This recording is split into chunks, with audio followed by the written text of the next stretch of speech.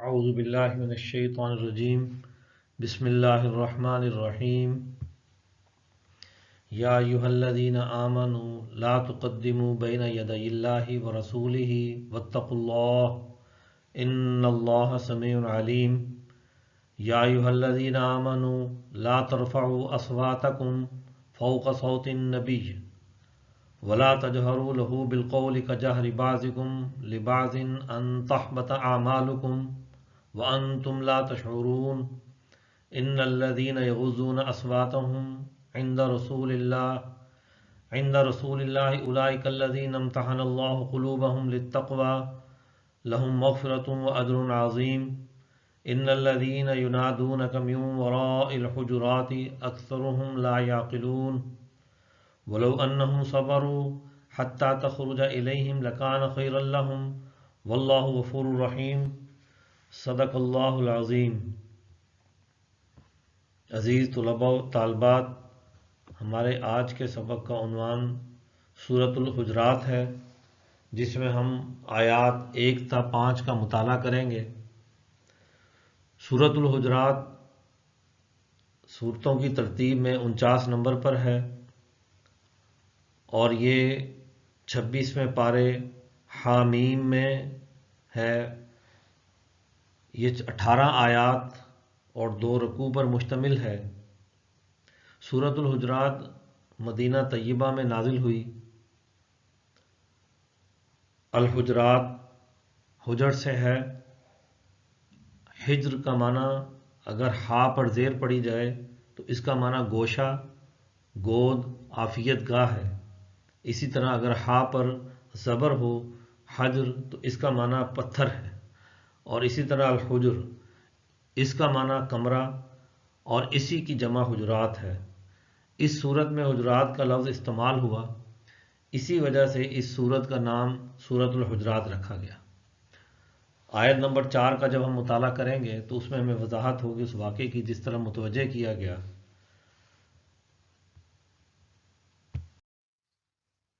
اس صورت کے مضامین میں جو بنیادی موضوع ہے وہ سماج کے باہمی تعلقات ہیں کہ انہیں کن اصولوں پر استوار ہونا چاہیے۔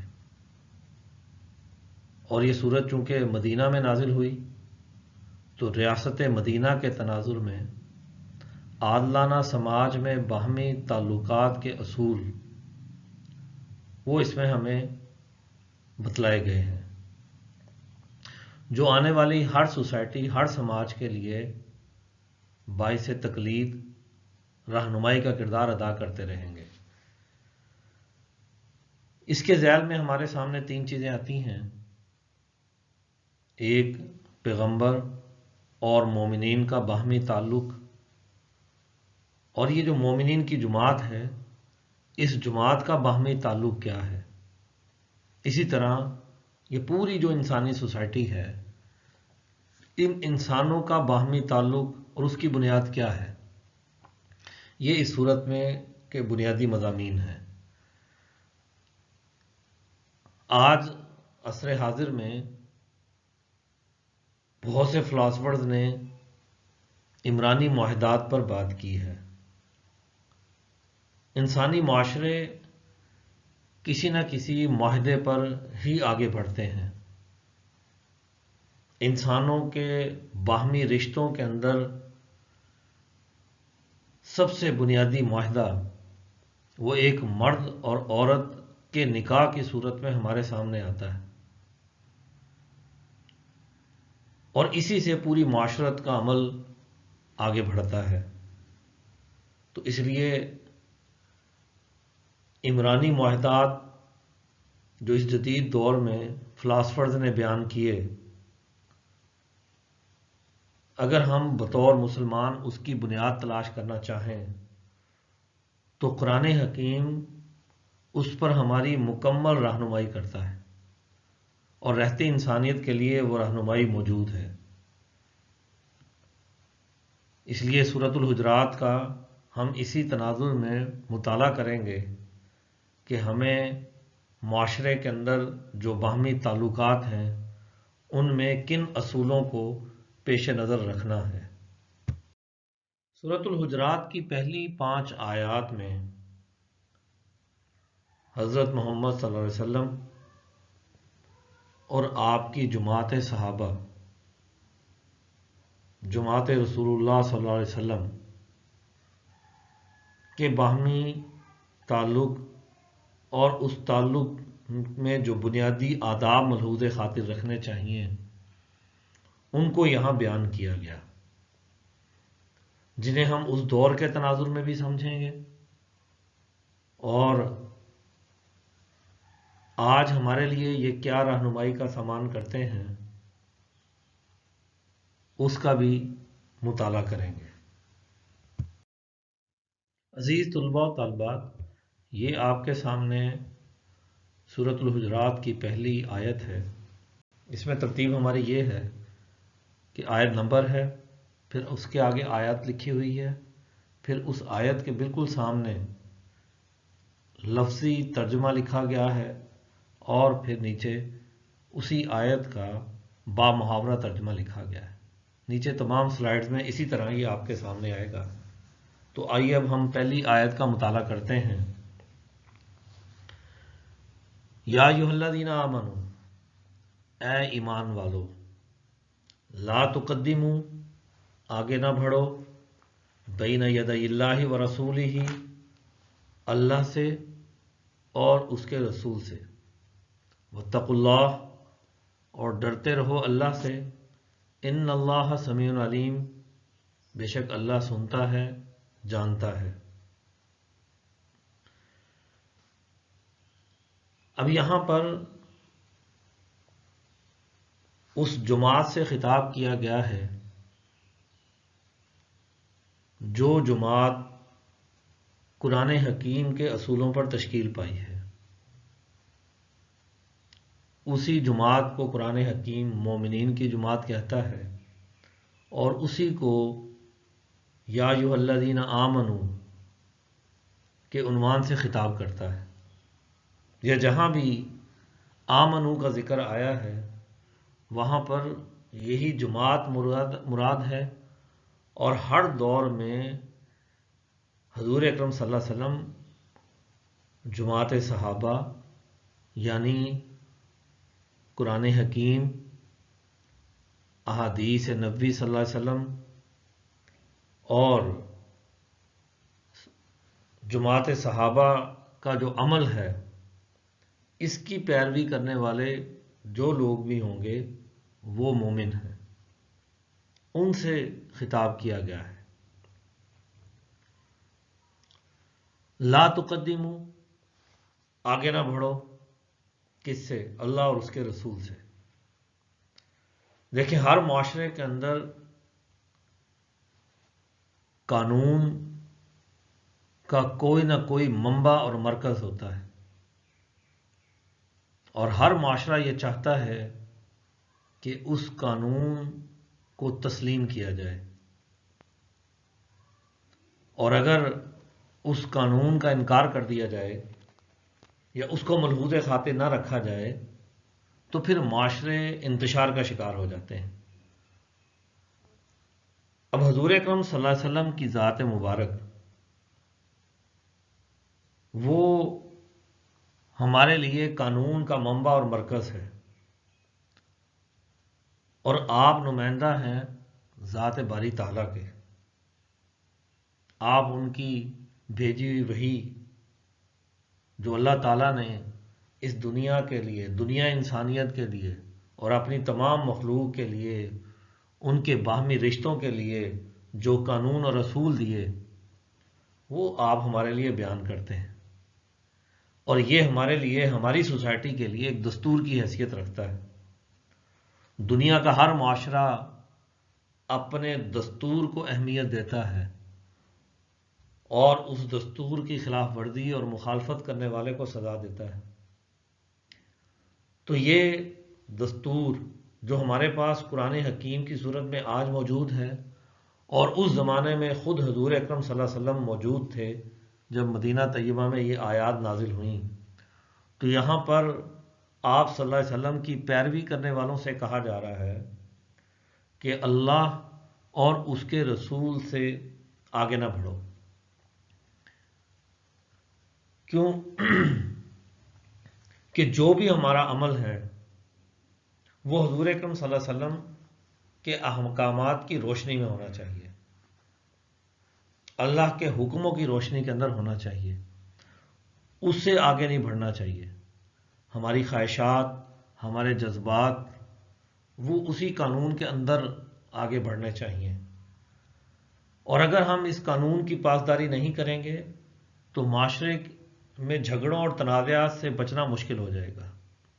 تو اس لیے اس قانون کی پاسداری ضروری ہے، اور پھر یہی لوگ جو اس قانون کی پاسداری کرنے والے ہوتے ہیں یہی متقی ہیں، یہ اللہ سے ڈرنے والے ہیں۔ تو گویا تقوی اللہ سے ڈرنے کا نام ہے اور قانون پر عمل کرنے کا نام ہے۔ تو اور تقوی کی جہاں پر بات کی جاتی ہے اس کا مفہوم یہی ہے کہ وہ جماعت صرف ظاہری طور پر، دکھلاوے کے طور پر کسی قانون پر عمل نہیں کرنے والی، بلکہ وہ دلی طور پر اسے مانتی ہے، داخلی طور پر اس کے اندر یہ چیز موجود ہے کہ وہ ان احکامات کی پیروی کرے گی۔ اس کے لیے اسے کسی فورس کی، کسی طاقت اس کی ضرورت نہیں ہوتی۔ جیسے معاشرے کے عام طبقے قانون کے ڈر سے کام کرتے ہیں، لیکن جن کے دلوں کے اندر تقوی ہوتا ہے وہ اللہ کے خوف سے ہر عمل کو کرتے ہیں۔ مثلا آج آپ دیکھتے ہیں کہ معاشرے کے اندر کبھی کوئی مشکل گھڑی آتی ہے تو لوگوں کے رویے بدل جاتے ہیں۔ جیسے ابھی آپ دیکھیں کہ یہ ایک آفت ہم پر آئی کرونا کی صورت میں، معاشرے کے اندر ایک پریشانی کی کیفیت ہے، تو یہاں پر بعض طبقوں نے فوراً ہی اشیاء کو مہنگا کر دیا۔ اب اگر یہاں پر اللہ کا خوف دلوں کے اندر ہو تو وہ اللہ کے قانون کو مانتے ہوئے سوسائٹی کے اندر اپنے معمولی منافع کے لیے ایسا کبھی نہیں کریں گے۔ تو جو متقی لوگ ہوتے ہیں وہ اللہ اور اس کے رسول کے قانون کی پاسداری یہ ان کے دلوں کے اندر موجود ہوتی ہے۔ وہ کسی معاشرتی دباؤ، معاشرتی پریشر یا کسی ادارے کے دباؤ کی بجائے ان کی خود اپنی انتی تربیت ہوتی ہے۔ تو اس لیے معاشرے کے اندر ایک ایسی تربیت یافتہ جماعت کا ہونا جو متقی ہو، اللہ اور اس کے رسول کے احکامات کی پیروی کرنے والی ہو، اس کا ہونا ضروری ہے۔ اور پھر اللہ تعالیٰ کی ذات کون ہے کہ وہ سننے والا ہے اور جاننے والا ہے، یعنی ہم جو لوگ جو کچھ کرتے ہیں تو اللہ کی ذات سے کچھ بھی چھپا ہوا نہیں ہے۔ ہم دل کے اندر جو بات کہتے ہیں اللہ اسے بھی جانتا ہے، جو کام کرنے کے پیچھے ہماری نیت ہے اللہ تعالیٰ اس کا علم رکھتا ہے، وہ سنتا بھی ہے ہماری باتوں کو اور ہماری باتوں کا علم بھی رکھتا ہے۔ سورۃ الحجرات کی دوسری آیت میں مومنین سے ہی خطاب کیا گیا ہے، اور مومنین کی جماعت کو حضور اکرم صلی اللہ علیہ وسلم کی محفل کے اندر اور آپ سے جو ان کا تعلق ہے اس کا ایک اور ادب بیان کیا گیا ہے۔ یا ایھا الذین آمنوا، اے ایمان والو، لا ترفعوا اصواتکم، بلند نہ کرو اپنی آوازیں، فوق صوت النبی، نبی اکرم صلی اللہ علیہ وسلم کی آواز سے اوپر، ولا تجہروا لہ بالقول، اور ان سے ایسے بات نہ کرو جیسے تم ایک دوسرے سے کرتے ہو۔ یہاں لفظ تڑک کر استعمال کیا گیا ہے، یعنی جیسے ہم بے تکلفی میں ایک دوسرے سے بات کرتے ہیں۔ ان تحبط اعمالکم، کہیں ایسا نہ ہو کہ تمہارے اعمال اکارت ہو جائیں، ضائع ہو جائیں، وانتم لا تشعرون، اور تمہیں اس کی خبر بھی نہ ہو۔ تعظیم اور احترام یہ معاشرے میں بنیادی حیثیت رکھتا ہے۔ ایک مہذب بیٹا اپنے باپ کا احترام کرتا ہے، ایک لائق شاگرد اپنے استاذ کا احترام کرتا ہے، ایک مرید اپنے پیر کا احترام کرتا ہے، ایک سپاہی اپنے افسر کا احترام کرتا ہے۔ تو پورے معاشرے کی اٹھان آگے بڑھنے کا عمل اسی ادب و احترام پر ہے۔ تو نبی اکرم صلی اللہ علیہ وسلم کی ذات مبارک ان سب سے بلند ہے۔ انسانوں کے جو بھی رشتے ہیں جو ادب کا تقاضا رکھتے ہیں، حضور اکرم صلی اللہ علیہ وسلم کی شان ان سب سے کہیں بلند ہے۔ تو اب آپ صلی اللہ علیہ وسلم کی محفل کے آداب بتائے گئے کہ آپ کے سامنے آواز اس طرح بلند کر کے بات کرنا کہ حضور اکرم صلی اللہ علیہ وسلم کی آواز ہی نہ سنی جائے، یا آپ کے سامنے کوئی صحابہ سے مشورہ مانگا جائے تو اس میں وہ ایک دوسرے سے بلند آواز میں بات کرنا شروع کر دیں، بات سنائی نہ دے۔ اور بات بلند کرنے کا مقصد کسی بھی انسان کا یہ ہوتا ہے کہ میری بات سنی جائے، تو یقیناً اپنی بات سنانے کے لیے اس کا ایک ادب اور ایک ترتیب کا ضرور لحاظ رکھنا چاہیے۔ ایک بات کر لے تو دوسرا اپنے وقت پر اپنی بات کرے، خاموش رہے اور انتظار کرے کہ اس کی بات پوری ہو تو میں اپنی بات کہوں۔ تو یہاں پر حضور اکرم صلی اللہ علیہ وسلم کی موجودگی میں صحابہ سے بات کی جا رہی ہے، اور آج ہمارے لیے یہ رہنمائی موجود ہے کہ ہم آپ صلی اللہ علیہ وسلم کے روضے پر حاضری دیں یا ایک ایسی محفل میں بیٹھے ہوں جہاں پر آپ صلی اللہ علیہ وسلم کی تعلیمات بیان کی جا رہی ہوں، تو وہاں پر ہمیں پورے ادب کے ساتھ بیٹھنا چاہیے اور اس بات کو پورے غور سے سننا چاہیے۔ آپ کے روضے پر پورے ادب سے حاضری دینی چاہیے۔ معاشرے کا جو بھی عمل ہے وہ اسی اصول پر چلتا ہے۔ اجتماعی نظم، جماعتی نظم، اس کے قیام کے لیے ضروری ہے کہ ہم بڑوں کا ادب کریں۔ اگر یہ ادب معاشرے کے اندر ملحوظ خاطر نہ رکھا جائے تو اس سے تمام نظم متاثر ہو جاتا ہے۔ آج ہمارے سامنے کسی کا ادب پیش نظر نہیں ہے تو یاد رکھیں کہ ایسے بے ادب کا کوئی اور بھی ادب نہیں کرتا۔ اب یہاں پر ایک بات کہی گئی کہ انسان بعض مرتبہ بہت تڑک کر بلند آواز سے اس لیے بات کرتا ہے کہ اس کی بات مان لی جائے، سن لی جائے، اس کے عمل کو، اس کے کام کو اہمیت دی جائے۔ تو یہاں پر کہا گیا کہ اگر ہم نے یہ ادب پیش نظر نہ رکھا تو پھر یہ ممکن ہے کہ ہمارے اعمال جو ہیں وہ ضائع ہو جائیں گے۔ جو کام کیے ہیں وہ اس بے ادبی کے سبب ان کے ضائع ہونے کا خدشہ ہے، اور پھر تمہیں اس بات کا علم بھی نہیں ہوگا۔ انسان ایک غلطی کر بیٹھتا ہے اور پھر اسے اس بات کا علم بھی نہ ہو، اس کی خبر بھی نہ ہو کہ اس کا وہ عمل ضائع ہو جائے، تو یہ بہت ہی نامناسب بات ہوگی۔ تو یہاں پر لفظ شعور استعمال کیا گیا ہے، وَأَنْتُمْ لَا تَشْعُرُونَ۔ تو انسان کے ہر کام کے پیچھے محض ظاہری کیفیت یا ظاہری عمل نہیں ہونا چاہیے، بلکہ اس کے پیچھے انسان کا مکمل شعور کام کر رہا ہو، تو تب انسان ایک صحیح عمل کو اختیار کر سکتا ہے۔ اب یہاں پر معاشرے کی ایک اہم بات کہ ہمیں اپنے بڑوں کا ادب کرنا چاہیے، اور یہ ادب محض ظاہری طور پر نہیں بلکہ ہماری شعوری طور پر ہمارے اندر ہو، یہ ہماری نفسیاتی کیفیت کا حصہ ہونا چاہیے۔ سورۃ الحجرات کی آیت نمبر 3 میں اسی تسلسل سے جو آیت نمبر 1 اور 2 میں بات کی گئی، اور پھر دوسری میں جو یہ کہا گیا کہ جس طرح آپس میں بات کرتے ہو اس طرح بات نہیں کرنی، تو بات کیسے کی جائے؟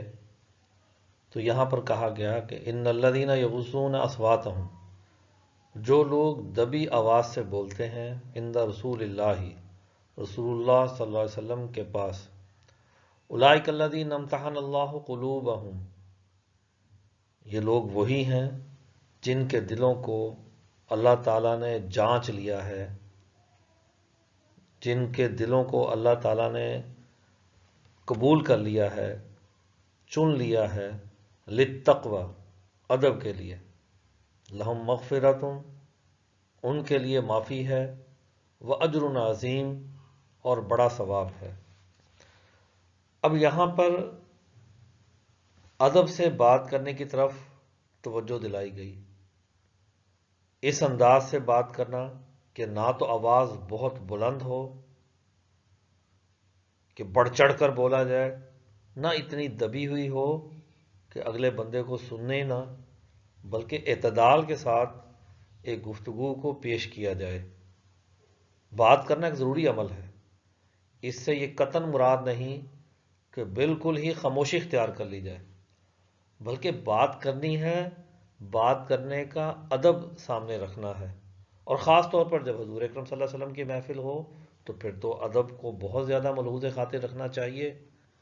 تو اب یہاں پر کہا گیا کہ جو لوگ اس بات کو، اس ادب کو سامنے رکھتے ہیں کہ اپنی آواز کو دبا کر بات کرتے ہیں، ایک اعتدال کے ساتھ وہ بات کرتے ہیں، تو اب یہ وہ لوگ ہیں جن کو اللہ تعالیٰ نے چن لیا ہے، ان کے دلوں کو تقوی کے لیے چن لیا ہے۔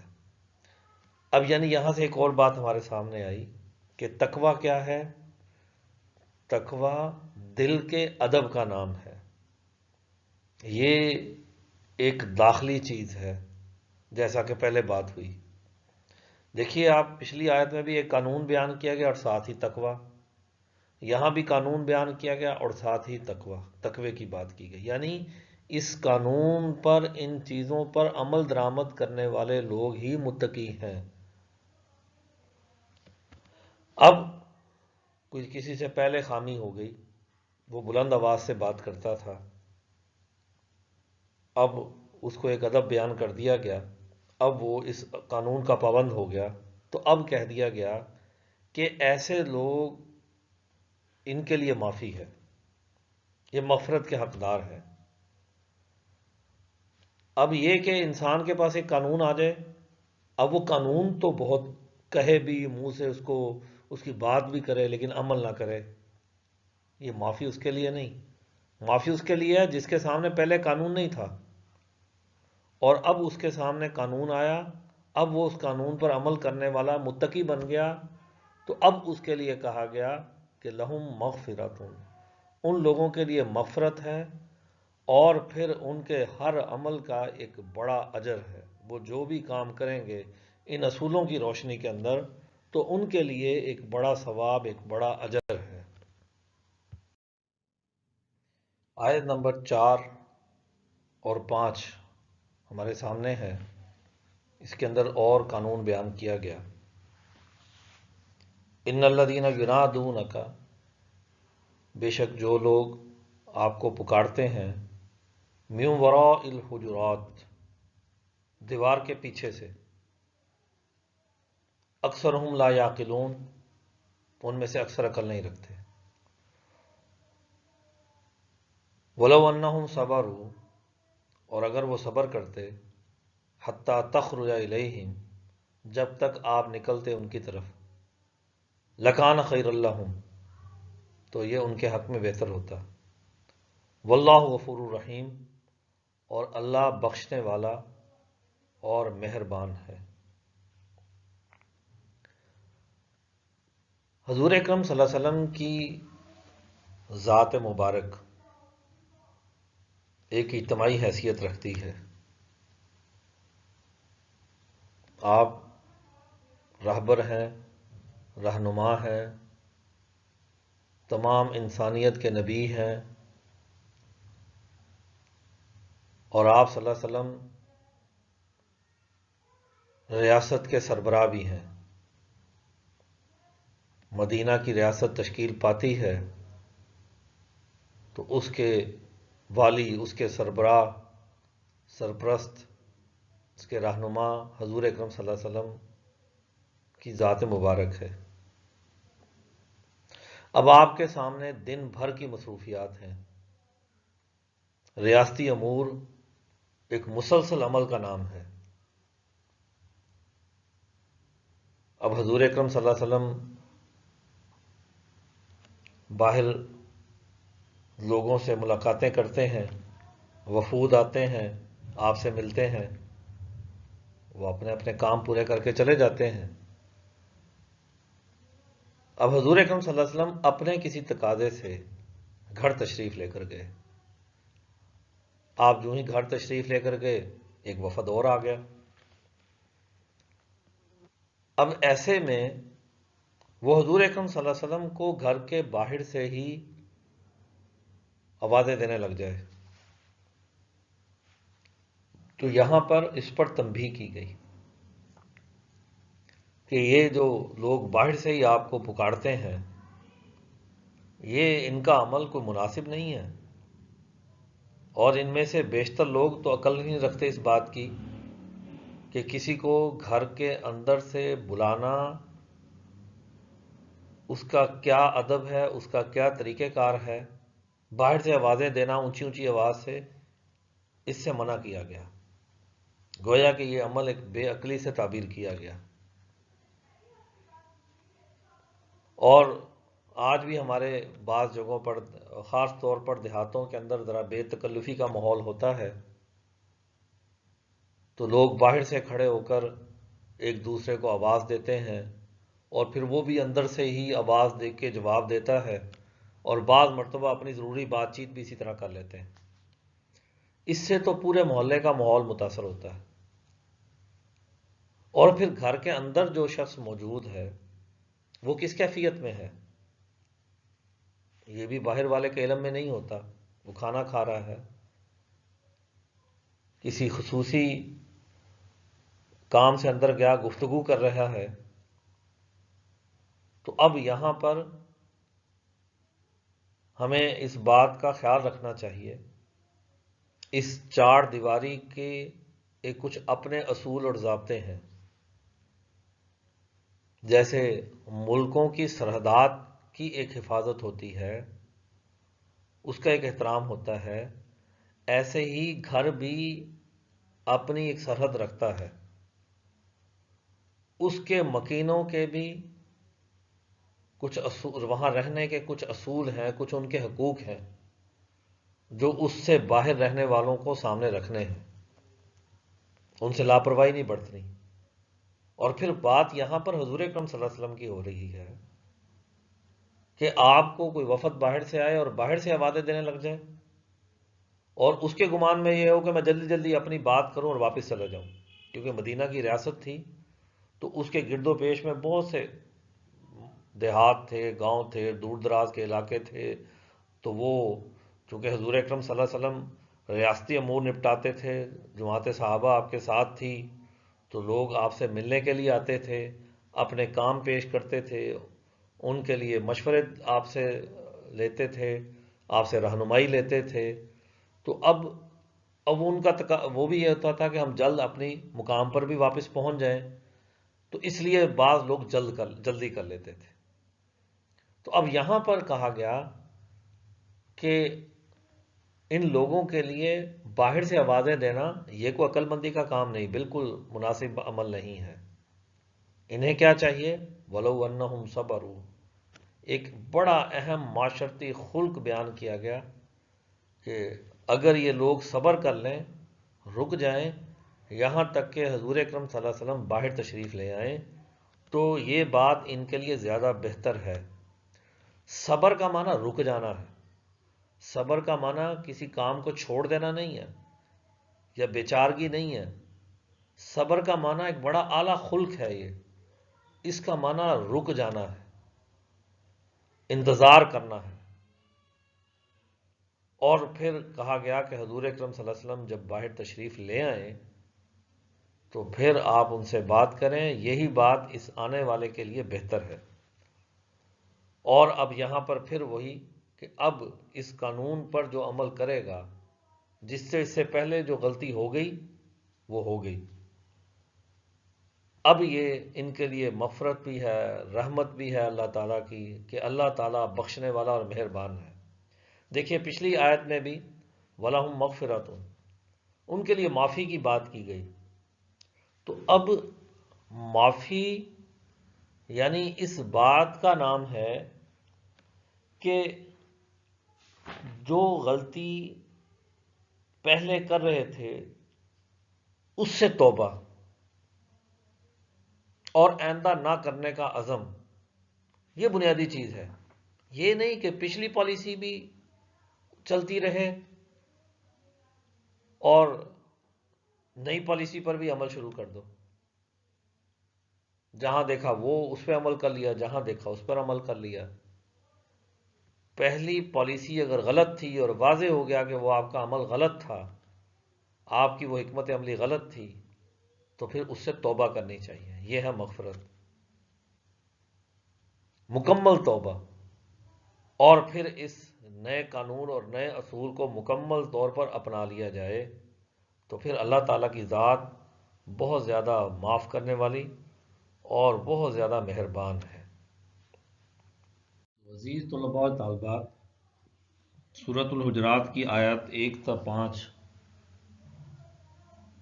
جو ہمارا آج کا سبق تھا، اس سے ہمارے سامنے 5 باتیں آئیں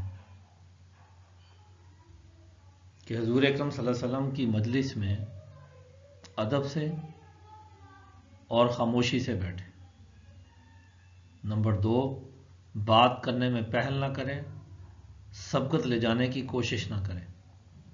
نمبر 3، بلند آواز میں بات نہ کریں.